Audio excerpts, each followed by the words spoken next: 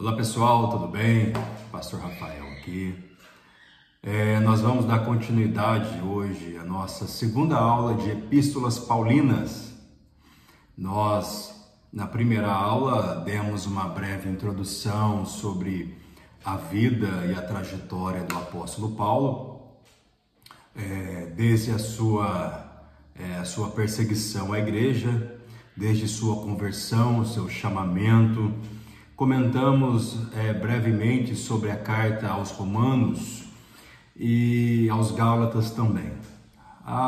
Debaixo dessa introdução, hoje nós vamos dar continuidade a esta segunda aula e eu peço desde já para que você inscreva no nosso canal, você venha seguir a gente nas redes sociais e ficar por dentro de tudo aquilo que a gente posta, mensagens, vídeos, tudo aquilo que vem contribuir para o reino do Senhor Jesus Cristo.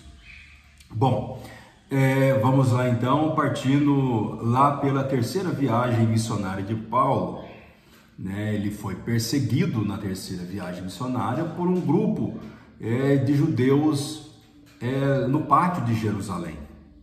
Em Jerusalém, Paulo é perseguido a ponto dele precisar ser resgatado por autoridades romanas. Se não fosse isso, logo em seguida ele poderia ser morto. Mas como ele foi resgatado por autoridades romanas, logo em seguida ele foi acusado pelos judeus. Isso nós vamos encontrar registrado no livro de Atos dos Apóstolos, capítulo 24, do versículo 5 ao versículo de número 6. Essa perseguição por parte dos judeus extremistas não ficou apenas ali nas acusações feitas a Paulo, caluniosas. Antes, eles elaboraram um plano para que viesse matar a Paulo, para que viesse assassinar a Paulo.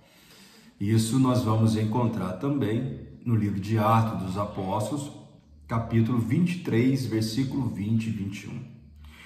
Paulo, então, percebendo, analisando e vendo que não receberia julgamento justo em Israel, o que ele faz? Ele recorreu ao direito de cidadão romano, que ele tinha esse direito e essa cidadania. E ele vai apelar para César. Isso nós vamos encontrar também no livro de Atos, capítulo 25, do versículo 10 ao versículo de número 11. Quando ele vai apelar a César, Lucas e Aristarco acompanharam Paulo em Roma, e lá foi permitido que Paulo ficasse em uma prisão domiciliar até que o julgamento fosse realizado.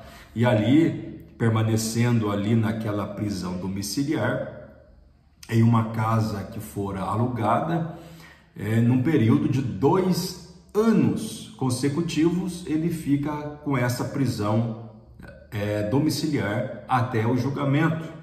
E ele permanece ali nessa casa alugada, com o direito adquirido de receber também visitas. Isso nós vamos encontrar em Atos capítulo 28, versículo 30. Nesse período, nesse contexto desta prisão domiciliar, nesse interim, cerca do ano mais ou menos 60 a 62 depois de Cristo, foi aí que começa toda a trajetória das cartas da prisão. Paulo escreve 4 missivas. Paulo escreve 4 cartas nesta prisão domiciliar. A primeira carta é a carta aos Efésios. A segunda carta é a carta aos Filipenses. A terceira carta é a carta aos Colossenses e a quarta carta é a carta direcionada a Filemão. Estas epístolas ficaram conhecidas e denominadas cartas da prisão. Essas cartas da prisão, nós vamos iniciar aqui falando da carta de Paulo registrada a Filipenses. É claro que é apenas a nível de introdução esse conhecimento. E essa carta que ele escreve nesta prisão, à igreja na cidade de Filipos, essa carta ela tem um tema muito exaustivo, tem um tema muito importante, que ele vem dizer sobre a alegria da experiência cristã. Mas como pode um indivíduo estando preso, aguardando o julgamento, 2 anos de prisão domiciliar, apesar de receber visitas, ele vai escrever essa carta, que é considerada a Carta da Alegria, como forma de experiência cristã? A alegria da experiência da vida cristã é o tema central, é o tema dominante de Filipenses. Esta palavra alegria tem seus sinônimos, por exemplo, regozijar-se, alegrar-se, e aparece nesta missiva por várias vezes. Praticamente 16 vezes nós vamos encontrar Paulo dizendo alegre-se, alegrar-se, regozijar-se no Senhor. Nós vamos encontrar por várias vezes, entre elas 16 vezes Paulo falando isso, registrado nesta carta. A fundação desta igreja na cidade de Filipos, as suas datas, seus destinatários, por exemplo, nós temos algumas evidências. A cidade de Filipos ficava na Macedônia, e essa cidade ela localizava-se entre a Europa e a Ásia. Vale lembrar, meus irmãos, e nós compreendemos, e é bom você também anotar, que esta cidade era uma cidade colônia romana. É uma característica daquela cidade de Filipos, e que existia ali um grande poder de enriquecimento, um grande poder de forma monetária, poder aquisitivo, enriquecimento, que era gerado pela extração do ouro que havia em Filipos. Quando Paulo faz a sua entrada na Europa, pregando o Evangelho, e a fundação da igreja de Filipos se deu por uma orientação divina, se deu por uma orientação que fica claro nesse contexto. Atos capítulo 16 e versículo 9. Filipenses praticamente foi escrito aproximadamente entre o ano 60 depois de Cristo, quando Paulo tem aquela visão: passe a Macedônia e ajuda-nos, onde Paulo chega até a cidade de Filipos para pregar o Evangelho. Sendo assim, preso praticamente no ano 60, ele escreve essa missiva. E um dos principais motivos pelas quais Paulo escreveu esta epístola foi nada mais, nada menos que expressar a sua gratidão, que expressar a sua alegria, o seu cuidado aos santos da igreja da cidade de Filipos. Tanto é que a igreja demonstrou a Paulo, através do auxílio financeiro que lhe prestaram durante sua segunda viagem missionária e seu encerramento desta viagem em Roma. Isso está registrado em Filipenses, capítulo 4, versículo 10 até o verso 19. Essa carta tem algumas particularidades. Além de ser a carta da alegria, a carta do regozijo, a carta do incentivo paulino, Paulo apresenta aqui 4 razões direcionadas para aqueles que se converteram a Cristo, para aqueles que conheceram a Cristo. A primeira coisa que Paulo vem ensinar aqui e apresentar, a primeira razão é a graça. Paulo vem tratar da graça aqui em Filipenses.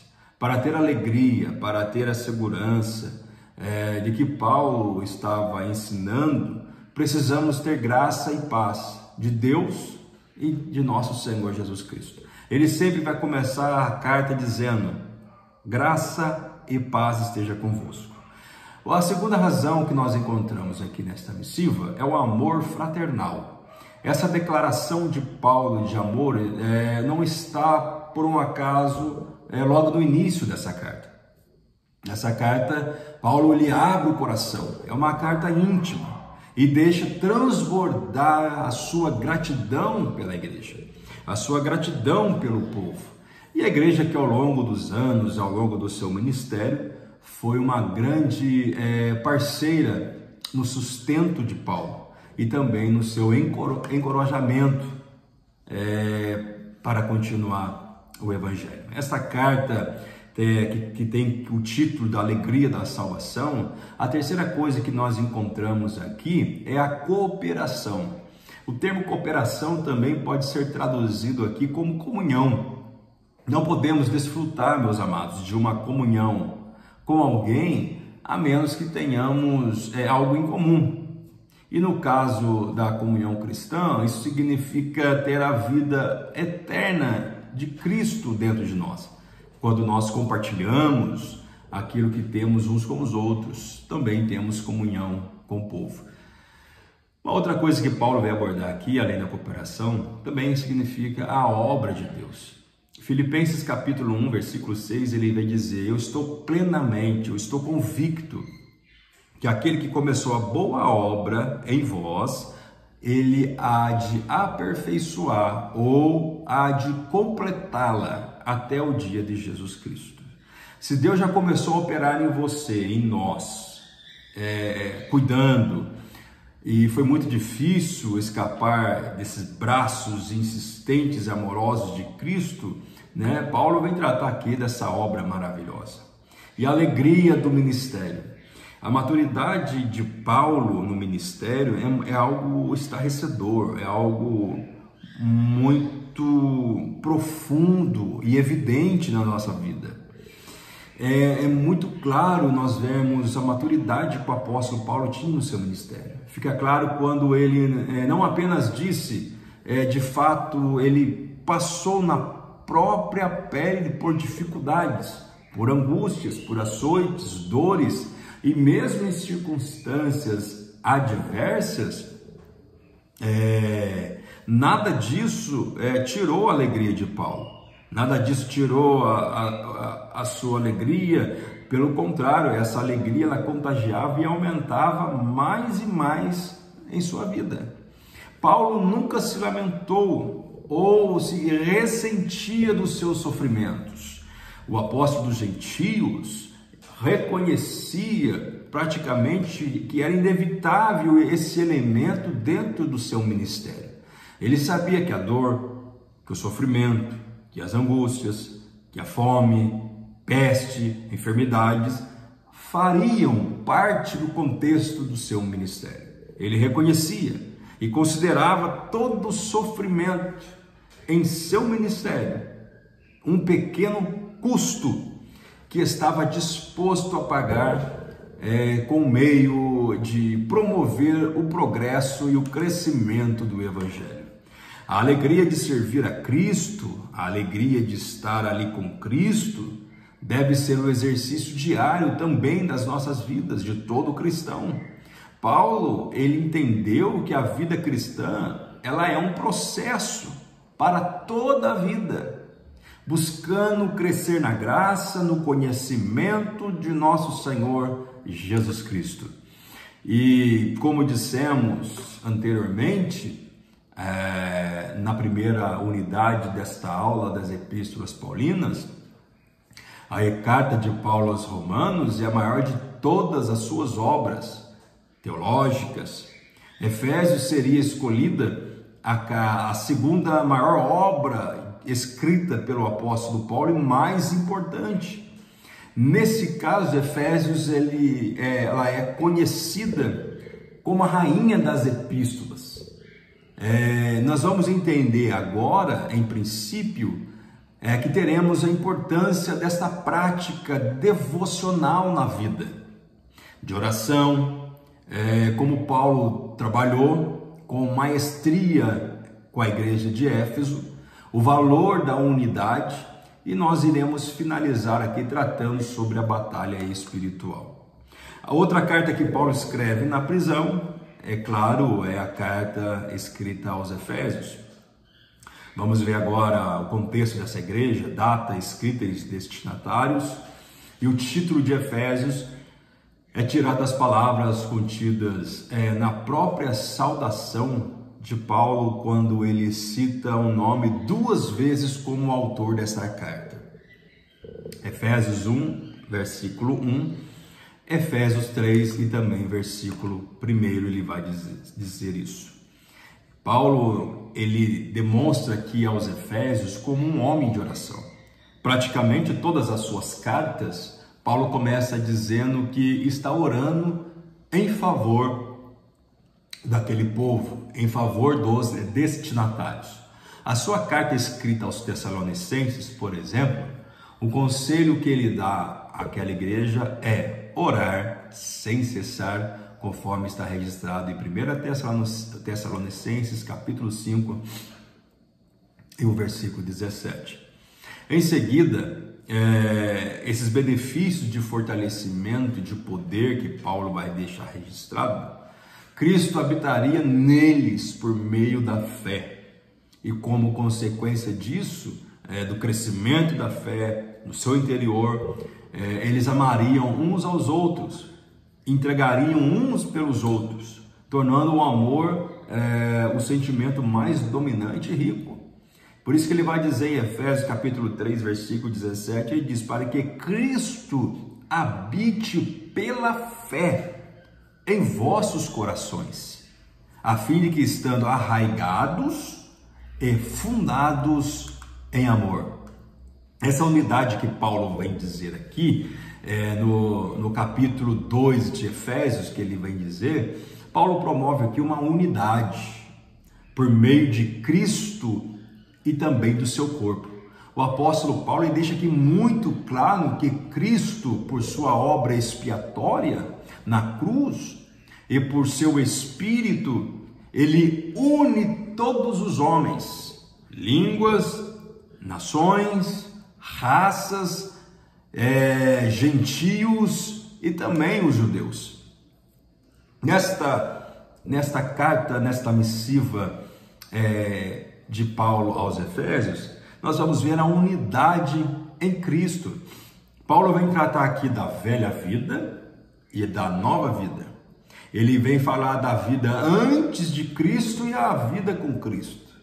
Ele vem dizer que a velha vida éramos separados e excluídos, e esta vida nova com Cristo, chegamos e chegastes perto de Cristo.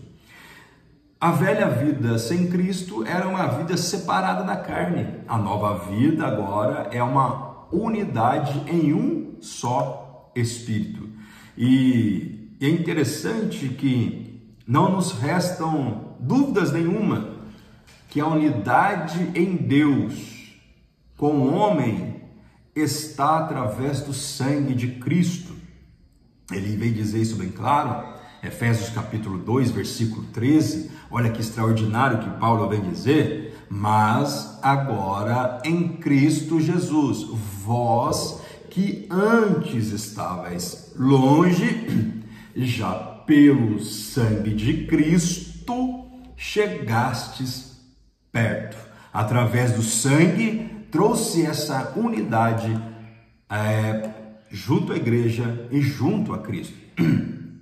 Todos nós cristãos devemos entender também que há uma batalha espiritual em nossas vidas, que existem forças que transcendem a nossa razão, a nossa emoção, que vai além do nosso entendimento. É aquilo que nós conhecemos como campo de batalha.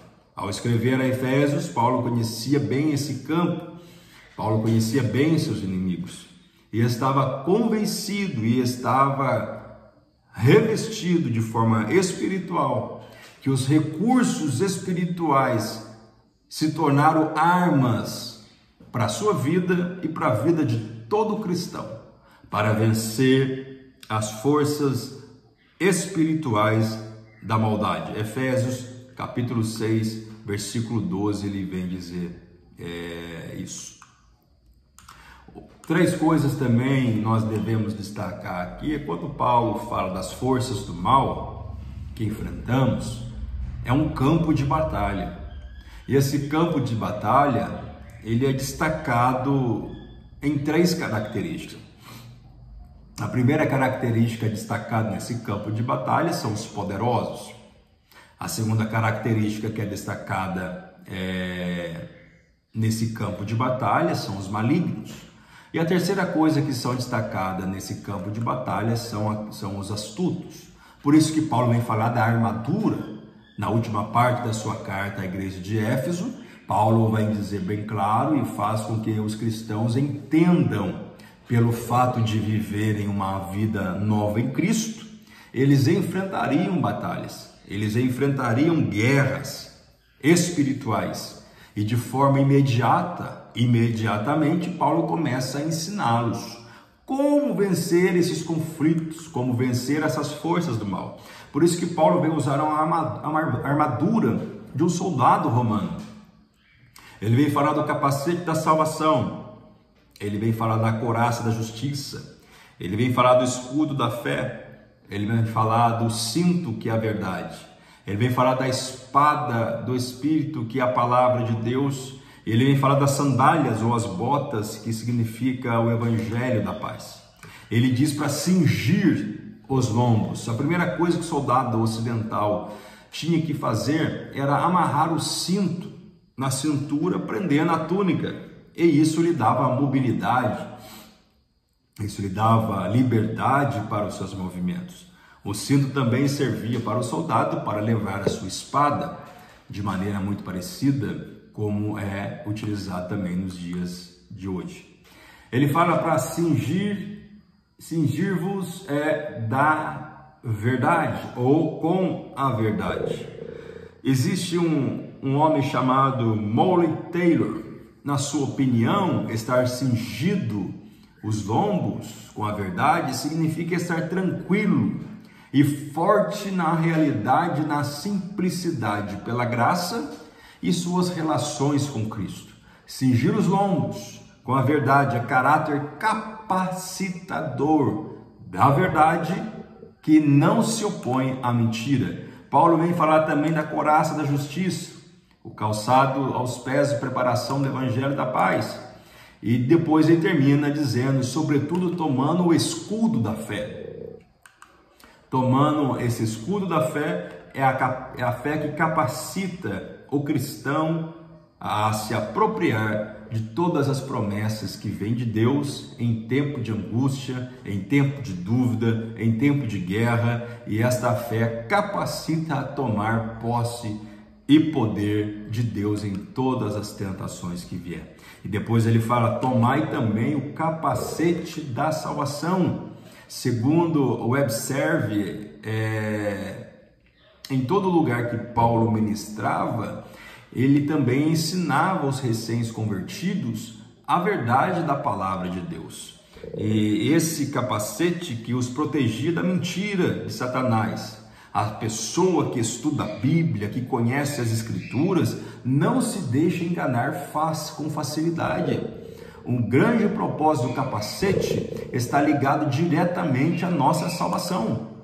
E ele fala da espada do Espírito, que é a arma mais frequentemente mencionada na Bíblia. A espada é uma arma ofensiva de Deus que ele nos dá. Por isso que o escritor aos Hebreus, no capítulo 4, versículo 2, ele compara a espada com a palavra de Deus. A outra carta que Paulo vem dizer é a carta aos Colossenses. A carta aos Colossenses tem como tema Cristo exaltado. Ao falar de Cristo exaltado, o apóstolo Paulo precisa primeiramente preparar o coração da igreja de Colossos. Haja vista que essa comunidade colossenses de fé estava sob ataques de falsos mestres, de grandes heresias.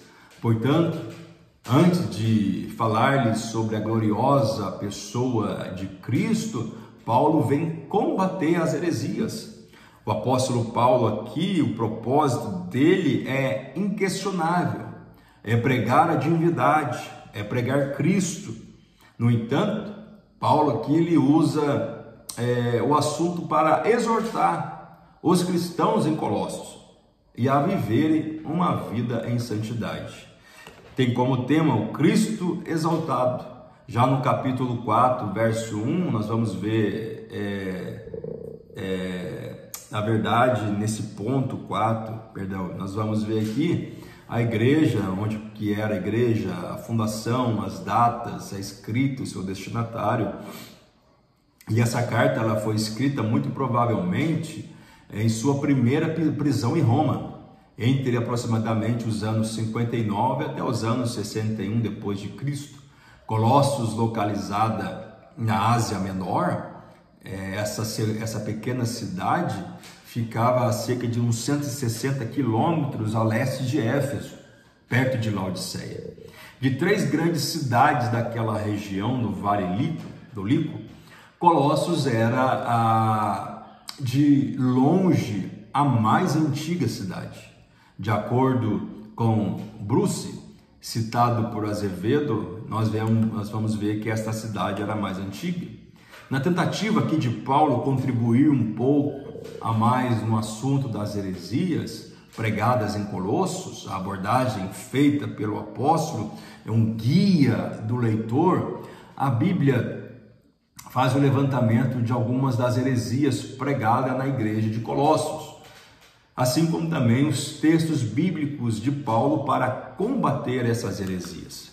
A primeira, nós vamos ver que as respostas de Paulo às heresias era num sentido, no contexto do mundo material, é um mundo mau. Deus é um ser espiritual, que nada, irmãos, nada tem a ver com o universo material. Por isso que Paulo vai dizer, Colossenses 1,16, porque nele, Cristo, foram criadas todas as coisas nos céus e sobre a terra, visíveis e invisíveis. A segunda coisa que Paulo vem combater, se Jesus criou o mundo, então ele não podia ser Deus. Olha que heresia estava acontecendo naquela igreja em Colossos. Aí Paulo vem descrever essa carta, capítulo 1, verso 19, ele vem dizer, porque aprouve Deus que nele redimisse toda a plenitude. Uma outra coisa interessante que Paulo vem combater aqui naquela igreja é que nada que acontece no mundo material pode realmente fazer a diferença no mundo espiritual. Ele vem combater isso em Filipenses capítulo 1, versículo 21 e 22. Outra coisa que ele vem combater é que não precisamos ser reconciliados. Essa heresia que estavam sendo pregada. A heresia era que nossos corpos são maus, porque são matérias.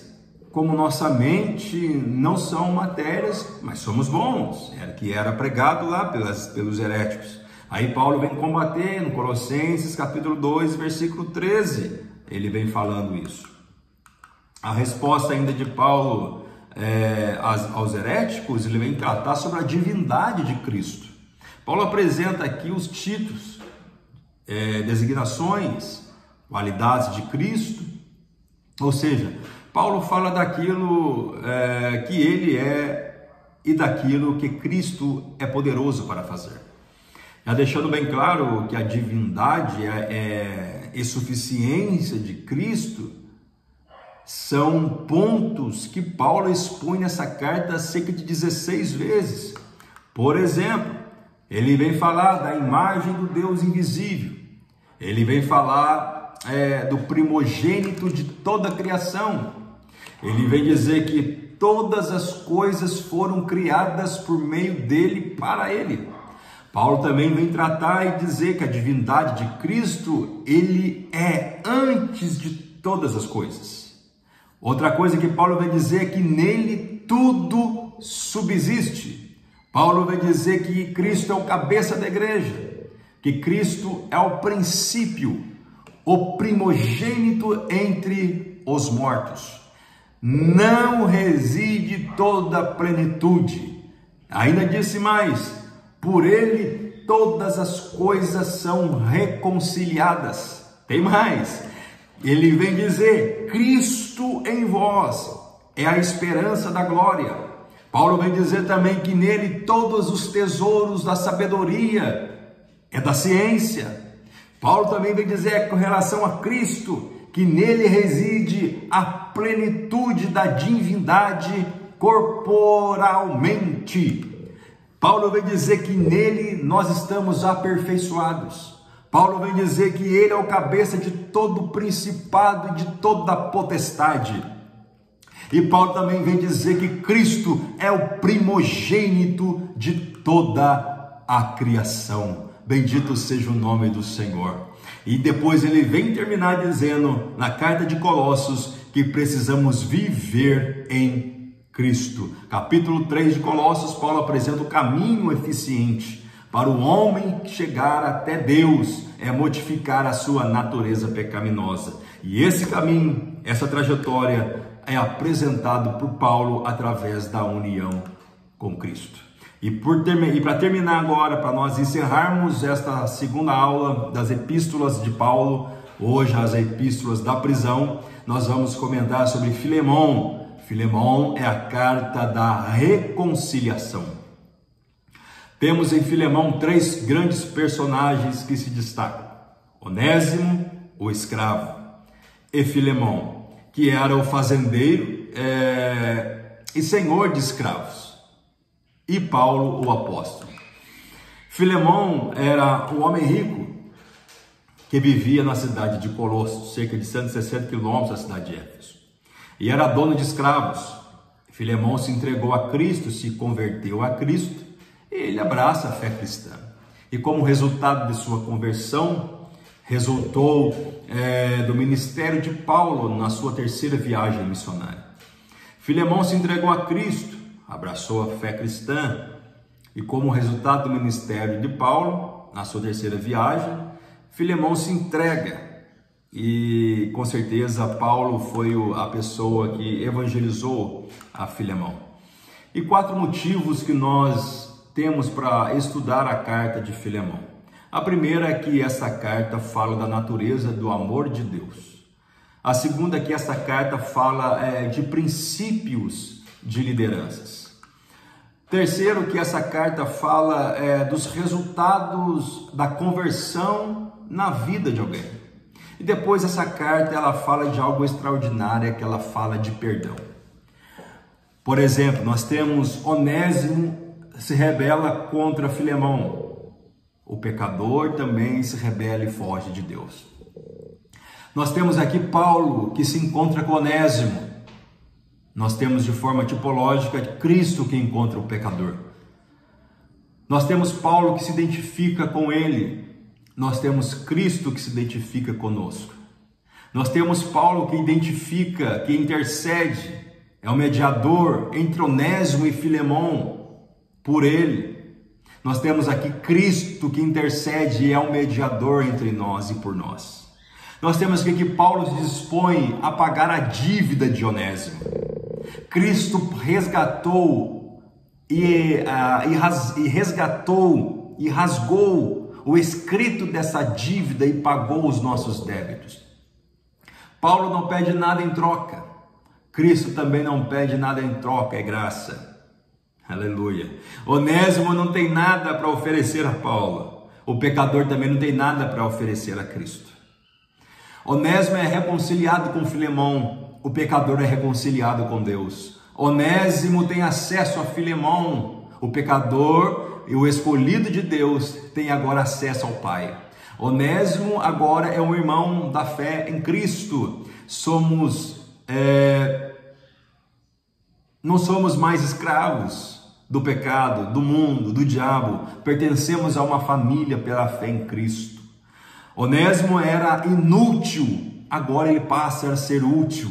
Éramos velhas criaturas e agora somos novas criaturas. Uma outra coisa que Paulo trata aqui é a compaixão na vida do líder. Paulo escreve a Filemão a receber Onésimo como irmão em Cristo e não mais como escravo. É fantástico pensar o quanto, quando manifestamos o amor, a compaixão, pessoas recebem a oportunidade de viver a verdadeira vida que só pode ter em Cristo.